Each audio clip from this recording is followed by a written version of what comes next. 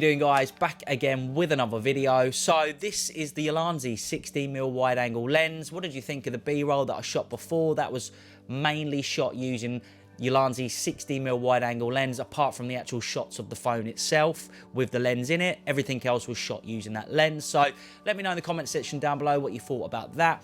So yes, I'm finally getting round to doing Ulanzi 16mm wide angle lens review. It's been a while, I know. I've been very busy, but now after using it for a little while, I feel like I'm finally ready to drop a review about this lens. So if you're new to the channel, consider subscribing. Everything I do is shot using a smartphone. Every last bit. No DSLRs allowed. Everything's shot using just a smartphone. So if that's something you're interested in, getting top quality footage just using a phone, then consider subscribing. So I've already made an impressions video of Ulanzi's 16mm wide angle lens. So if you wanted to sort of see a little bit more about what you're going to get inside the box when you purchase it and whatnot, then you're best off going to watch that video first and then coming back to this one. Now, Ulanzi's a company that's renowned for making ridiculously good products for phones at a very reasonable price, and this lens is no exception. For the cost of about £30, which is what I picked this lens up for, you're going to be able to get some really nice looking shots just using this wide angle lens for a fraction of the price of some of the other competitors out there. Now, this lens only being £30, some of the other lenses that Ulanzi make at very reasonable prices actually give you amazing footage. You can get some really nice footage using those lenses, and I found them to be ridiculously sharp with near to none distortion on them whatsoever. I mean, they're really great lenses. When it comes to the wide angle lens though, this lens does suffer from a lot of distortion, and it's also not the sharpest of lenses as well.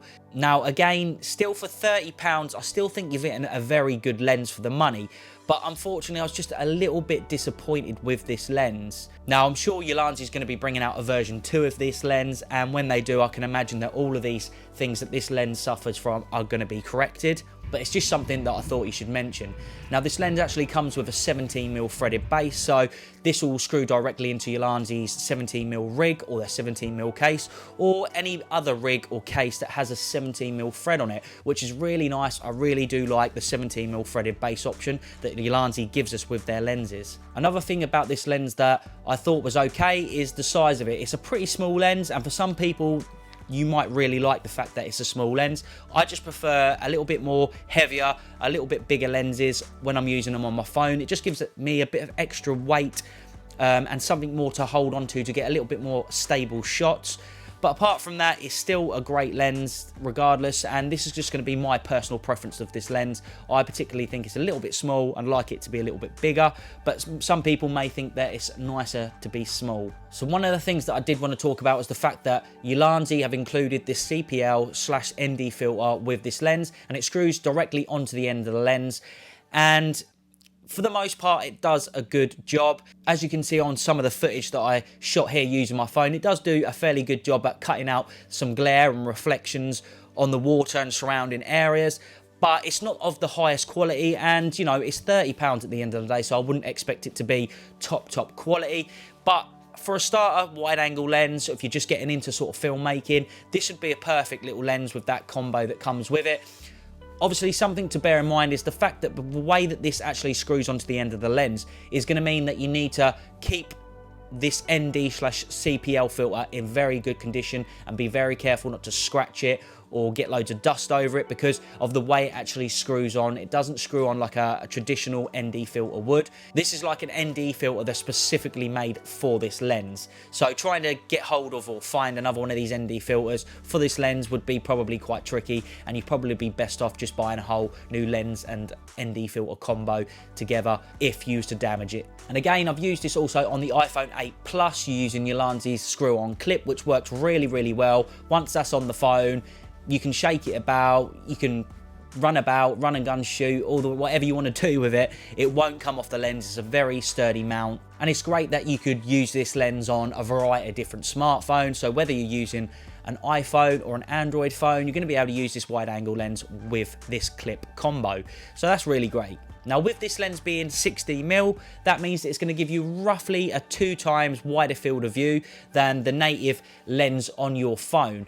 Now, I'm using the iPhone 11 Pro Max, and the quality with this lens on the main camera is definitely significantly better than it is on the actual ultra-wide camera on the iPhone. The ultra-wide camera on the iPhone 11 Pro Max is not the greatest quality I've ever seen. It does the trick if you're in a tricky situation or you want to get a quick photo or something like that, but I wouldn't ever use that lens personally for video. I just don't think the quality is there yet on it, on this version. So the quality with the Ulanzi's 16mm wide-angle lens on the main sensor of my phone is definitely going to be better than just using the wide-angle lens on my phone. So overall, I do think this is a great lens for the money. It's not nowhere near as good as some of the other lenses that I've used from, say, B-Script or Sandmark, but it is still a really nice lens. And if you've got, say, the telephoto and the anamorphic lens from Ulanzi, you're best off just picking up this wide-angle lens. It'll do the job. It's not the sharpest lens in the world.